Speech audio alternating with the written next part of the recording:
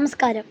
ഞാൻ ഇന്നിവിടെ ചൊല്ലാൻ പോകുന്ന സുഭാഷ് ചാർത്തലയുടെ ഒരു അമ്മ കവിതയാണ്. അമ്മ. മക്കളായി 4 പേരുണ്ടെങ്കിലും അമ്മ ഏകയാണീ ഊഴിയിൽ.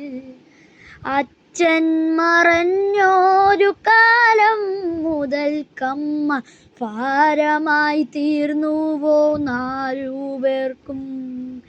നാരൂരി മണ്ണു പകുത്തെടുത്ത് മക്കൾ 4 വരിക്കായി പിരിഞ്ഞുപോയി.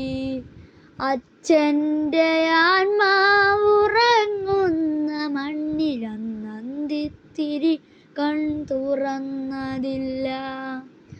ഉള്ളം തുളുമ്പുന്നോരോർമ്മകൾ നോവിൻ്റെ ആരം പെരുക്കി ചിതകലിച്ചു.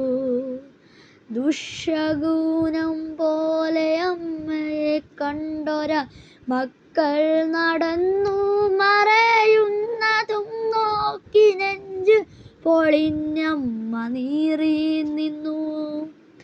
ചെല്ലക്കഥകൾ നുകർന്നു രസിച്ചോരു പേരക്കിടാവോടി വന്ന നേരം ശാസിച്ചു നിർത്തി മരുമകളെങ്കിലും മുത്തശ്ശിക്കൊപ്പം ഒന്നോടിയെത്താൻ.